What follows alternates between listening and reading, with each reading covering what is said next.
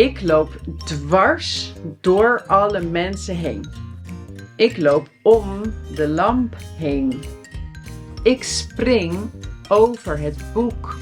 Kun jij daaronder doorkruipen?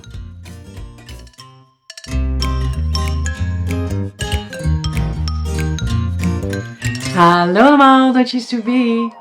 Welkom bij deze video over bijwoorden die een beweging en richting aangeven.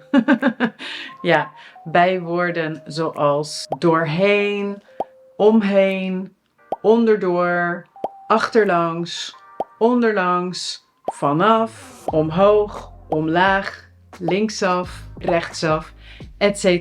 Het zijn er ongeveer 20. En zoals je ziet bestaan dit soort bijwoorden bijna altijd uit 2 woordjes. Het eerste woord is vaak een prepositie of voorzetsel. Het tweede deel is vaak een bijwoord.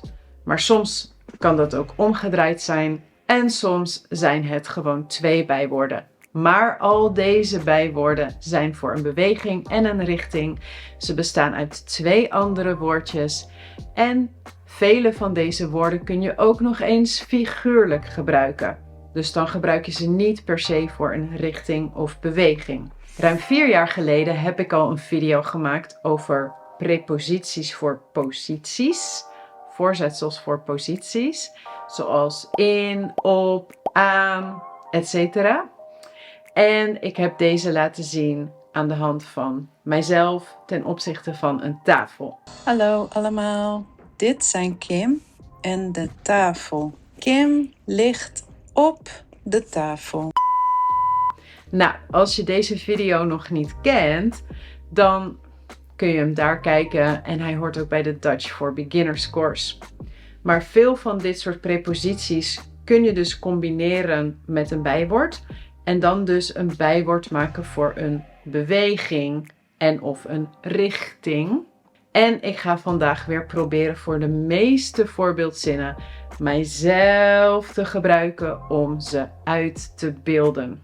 Uitbeelden. Ja, dit werkwoord betekent dat ik een beeld maak van de preposities. Ja, en de woorden van vandaag zijn niet voor beginners, maar eerder voor B1 of B2 niveau. Maar als je een lager niveau hebt, kun je natuurlijk deze video ook kijken en deze woorden alvast leren. En als je later meer wilt oefenen met deze woordjes en een overzicht wilt hebben van de woordjes met plaatjes erbij ook, ga dan naar de Dutch for Higher Intermediate course. Want ik heb een nieuwe les gemaakt in deze cursus. En daar kun je al die materialen downloaden. En ik heb het ook geüpload naar mijn Patreon pagina. Zodat ook mijn patrons hiermee kunnen oefenen. Nou, we gaan nu dus kijken naar ongeveer 20 bijwoorden waarmee je een richting of een beweging kan aangeven. Ik weet niet waarom ik zo raar doe met mijn handen, maar beweging, richting, dat is hoe ik dat uitbeeld. Nou, de eerste 3 die we gaan bespreken zijn gemaakt op basis van het bijwoord heen. Dus het tweede deel is heen. En het woordje heen betekent op zichzelf verschillende dingen. Bijvoorbeeld dat je weg bent. Hij is ver heen. Hij is ver weg. Bijvoorbeeld als iemand dronken is, dan is hij ver heen. Hij is niet meer daar helemaal psychisch. Het kan ook betekenen dat je ergens naartoe gaat en dat het op de heenweg is, ergens naartoe. Bijvoorbeeld, we rijden heen en terug. Ja, heen, de weg ergens naartoe. Of het kan betekenen dat je in een bepaalde richting gaat. Waar wil je heen? Je kan ook zeggen dan, waar wil je naartoe? Nou, de 3 bijwoorden op basis van heen zijn doorheen, omheen en overheen. Doorheen kun je vertalen naar through. Bijvoorbeeld, ik loop dwars door alle mensen heen. Dus er zijn heel veel mensen en ik loop door die mensen heen. Of bijvoorbeeld, ik kijk door jou heen. Ja, dat kan eigenlijk niet. Maar met sommige apparaten kun je ergens doorheen kijken. You see through it. Je kunt zien wat erin zit of erachter zit, want je kijkt er doorheen. En jaarlijks varen hier duizenden boten doorheen. Dus bijvoorbeeld door deze sluis of door deze rivier. Jaarlijks varen daar duizenden boten doorheen. Je kan dit woord ook figuurlijk gebruiken. Bijvoorbeeld, ik begrijp waar je doorheen gaat. Dit is niet meer letterlijk ergens doorheen, maar meer in het leven, door situaties. Dus het is al iets meer figuurlijk. Maar nog meer figuurlijk, dus helemaal niet meer letterlijk, is bijvoorbeeld, hij zit er helemaal doorheen. Dus hij heeft zoveel meegemaakt, hij kan niet meer. Hij is op. Het is klaar. Hij zit er doorheen. Dan omheen. Nou, om betekent meestal around. Dus omheen is de richting. Around. Bijvoorbeeld, ik loop om de lamp heen. Of de tafel waar wij allemaal omheen zitten. Dat is dus letterlijk. En figuurlijk kun je het ook gebruiken. Bijvoorbeeld, ergens omheen draaien. Dus niet direct zeggen wat je bedoelt, maar je draait om het onderwerp heen. To beat around the bush. Of nee, we kunnen niet om jou heen. Dus we kunnen jou niet negeren. Dus letterlijk, ja, ik kan niet om je heen. Dat lukt niet. Ik bots tegen je aan. We kunnen jou niet negeren. En dan overheen. Nou, over, ja, dat betekent ook over in het Engels. Dus bijvoorbeeld, ik heb een bank met een kleed eroverheen. Dus het kleed ligt over de bank. Het ligt er overheen. Er verwijst hier naar de bank. Of de bal ging over het net. Hij ging niet in het net, hij ging over het net heen. Hij ging er overheen. Er verwijst weer naar het net. Je kan ook zeggen, de bal ging over het net. Dus met heen, dat gaan we straks zien met die andere bijwoorden, is dat niet. Maar vaak bijwoorden met heen en overheen, dan hoef je niet altijd heen te gebruiken. Dan kan dat soms optioneel zijn. Maar zodra je er in de zin hebt, moet je wel heen toevoegen. Dan is het echt nodig. Of ik spring over het boek. Of over het boek heen. Ja, ook weer optioneel. Ik spring over het boek heen. Ik spring er overheen. Dan moet je wel heen toevoegen. Als er verwijst naar het boek. Ik spring er overheen. En eventjes, als je wilt weten hoe dat zit met er, hoe er soms een woord kan vervangen, kijk dan deze video. Want daarin leg ik dat uit. Ik ga dat nu niet uitleggen. Dat is een heel uitgebreid onderwerp. Maar je ziet dus soms dat we woorden kunnen vervangen door er. Je kan ook iets langs de oppervlakte halen. Bijvoorbeeld, ik haal een doekje over de tafel heen. Ja, de tafel maak ik schoon met een doekje.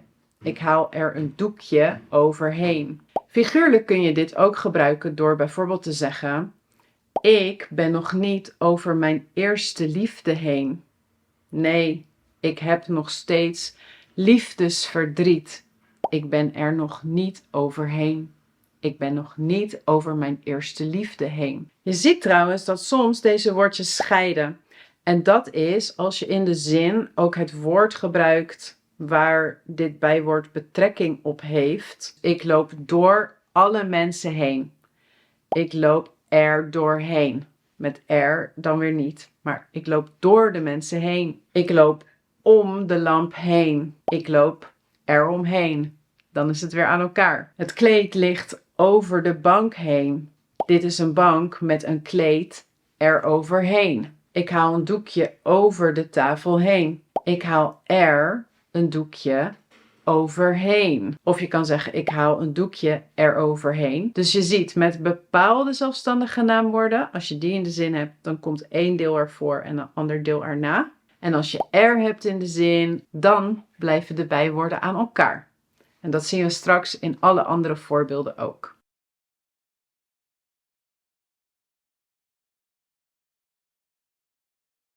Nou, voordat we naar de volgende bijwoorden gaan, op basis van andere woorden, zijn er wel ook nog een paar bijwoorden op heen die niet per se in deze lijst passen voor een specifieke beweging, maar die je wel kunt maken op basis van waarheen of erheen of daarheen of hierheen, waarmee je wel een soort van richting aangeeft. Dus niet per se een beweging, zoals doorheen en omheen, maar meer een richting.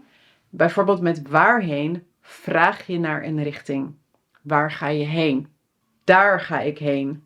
Hier ga ik heen. Ja, dus daarheen is voor ver weg en hierheen is voor dichtbij. En in dit soort gevallen kun je heen ook vervangen door naartoe. Dat kan niet met die andere 3. Je kan niet zeggen om naartoe en door naartoe en over naartoe. Nee, dus dat zijn echt wel andere soort bijwoorden met heen. Maar met deze kun je ze ook zeggen naartoe. Nou, en ik heb al een video gemaakt over wanneer je dus er naartoe, daar naartoe, erheen, daarheen, wanneer je dat gebruikt, hoe je dat doet. Dat bespreek ik in deze video. Nou, de volgende 4 zijn gemaakt met door. En door geeft meestal ook een beweging aan. Door iets, through something. Je kan door op zichzelf gebruiken. Bijvoorbeeld, ik rijd door een tunnel. We zagen net dat je door ook met heen kunt combineren. Dat was de allereerste die we hebben gezien. Doorheen. Ja. Maar nu kijken we naar 4 bijwoorden die eindigen op door. Bijvoorbeeld binnendoor. Binnendoor betekent dat je niet buiten om iets gaat. Nee, je gaat binnendoor. Dus bijvoorbeeld, ik ga niet om het huis lopen. Ik loop binnendoor. Ja, binnen door het huis, naar de andere kant. Of we kunnen op 2 manieren met de auto naar het strand.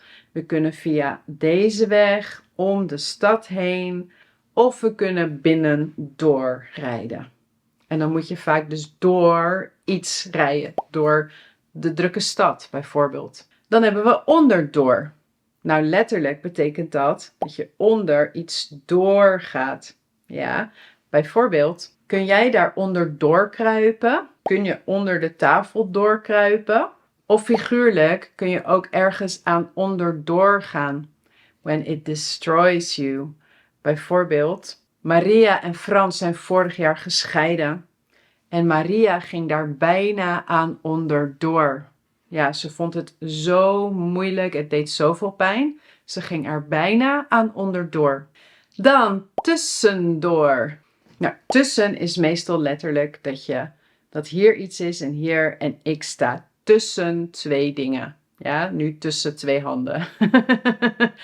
En tussendoor is een beweging die je maakt. Tussen 2 of meer dingen door bewegen. Letterlijk. Bijvoorbeeld, er staan allemaal mensen. Ik loop tussen alle mensen door. Ik loop er tussendoor. Maar je kan tussendoor ook gebruiken voor tussentijds. Dus tussen afspraken of dingen in de tijd op een dag die je hebt gepland, bijvoorbeeld. Het is vandaag een lange dag en ik moet heel veel doen, maar ik probeer tussendoor snel wat te eten. Ja, tussen alle afspraken door probeer ik snel wat te eten. Ik probeer tussendoor wat te eten. En het grappige is dat iets wat je tussendoor eet, dus niet echt een maaltijd, geen lunch, geen avondeten, geen ontbijt, maar meer een snack. Dat noemen wij in het Nederlands ook een tussendoortje.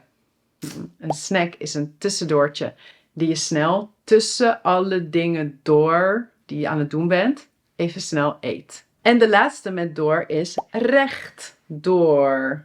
Ja, dat is als je in een bepaalde richting gaat en je gaat niet naar rechts of naar links. Of andersom voor jullie, rechts, links. Maar rechtdoor. Je loopt rechtdoor. Straight on. In rechte richting vooruit. Dus bijvoorbeeld, je moet hier rechtdoor lopen. Ja, rechtdoor lopen.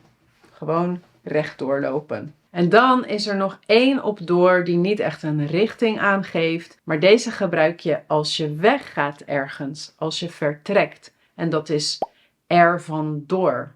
Dus, dag allemaal. Ik moet er weer vandoor. Of ik ga er weer vandoor. Dus doei, ik ga weg. Of een beetje meer figuurlijk. Ze is er met het geld vandoor.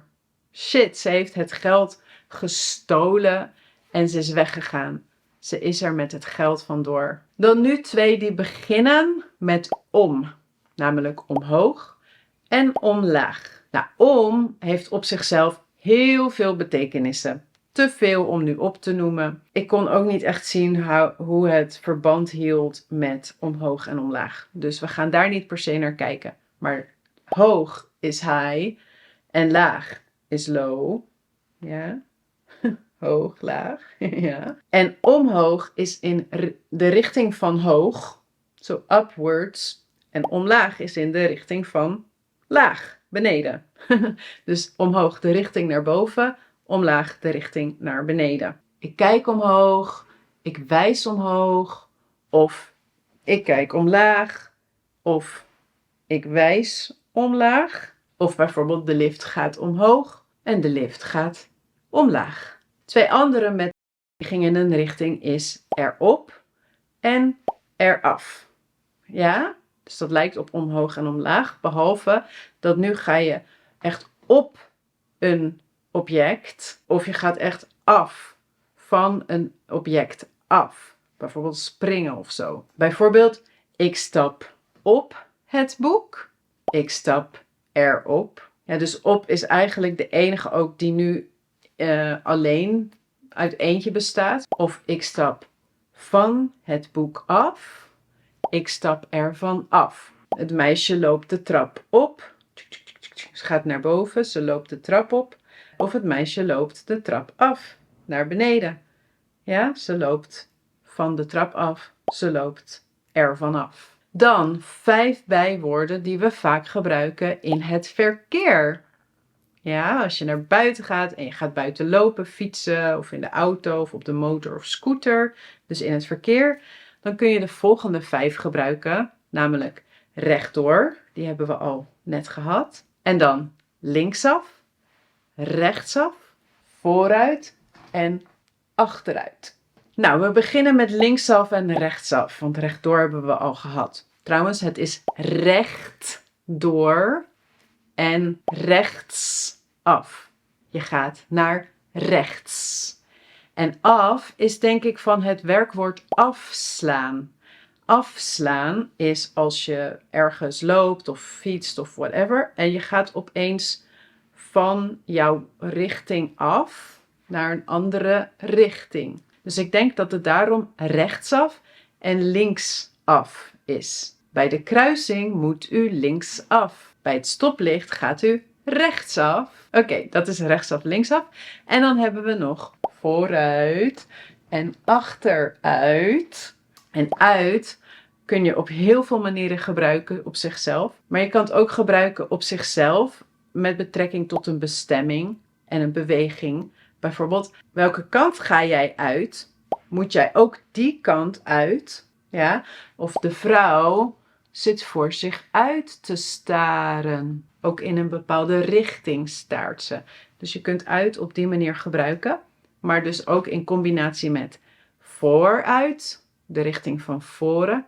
En achteruit in de richting van achteren. Dus bijvoorbeeld, ik loop vooruit en ik kijk vooruit. En dan achteruit, nou ja, bijvoorbeeld, ik loop achteruit. Ja, of ik kijk achteruit. Maar je kan het ook figuurlijk gebruiken, namelijk we gaan vooruit. Ja, het gaat goed met onze zaken. Het wordt steeds beter. We gaan vooruit. De gezondheid van die man wordt steeds slechter. Dus zijn gezondheid gaat achteruit. Dus vooruit gaan figuurlijk is beter worden. En achteruit gaan figuurlijk is slechter worden. En als laatste nog maar 4. Ja, met langs. Nou, langs kan je op zichzelf gebruiken. En dan betekent het dat je ergens voorbij gaat. Along or past. Ik loop langs de stoel. Nou, en dan hebben we 4 bijwoorden. Voorlangs, achterlangs, bovenlangs en onderlangs. Soort van dat. Dus voorlangs, along the front. Breng je armen maar voorlangs omhoog. Ja, ik breng ze voorlangs omhoog. En dit is dan, ik breng mijn armen achterlangs omhoog. Voorlangs, achterlangs. Of iets anders met achterlangs. Bijvoorbeeld de dief vluchtte achterlangs weg. Ja, er was een dief in het huis. Toen kwam de politie van voren, bij de voordeur. En de dief vluchtte achterlangs aan de achterkant van het huis weg. Hij vluchtte achterlangs weg. En een 18+ voorbeeld. Dus iedereen die 18- is, zap even weg. De man pakte haar achterlangs. Oké, dus dat kan ook. Dan is het een beetje funzig. En dan hebben we bovenlangs en onderlangs. Nou, bijvoorbeeld door de bergen kun je bovenlangs lopen. Je kan ook onderlangs lopen. Dus bovenlangs is over de bergtoppen. En onderlangs is in de vallei bijvoorbeeld. Bovenlangs, onderlangs. Juist. Nou, dat is to be. Dit waren de voorbeelden van deze bijwoorden. En als je dus wilt, kun je nu meer oefenen in de Dutch for Higher Intermediates cursus. Zoals je ziet heb ik daar voor al deze bijwoorden ook plaatjes opgenomen, zodat je ze nog beter kan leren en onthouden. Ik heb oefeningen gemaakt. Ik heb deze voorbeeldzinnen allemaal opgenomen. Dus ga naar de Dutch for Higher Intermediates cursus als je meer wilt leren. En ik heb dit ook opgenomen op mijn Patreon pagina. Dus als je een Patreon bent of een Patreon wordt, kun je ook nu daar de materialen bekijken en hiermee oefenen. En ik heb 2 plaatjes, deze en deze. Dit is plaatje A, dit is plaatje B. En welke bijwoorden zou je hiervoor gebruiken? En kun je ook misschien een zin ermee maken? En zou je dat in de reacties hieronder willen plaatsen?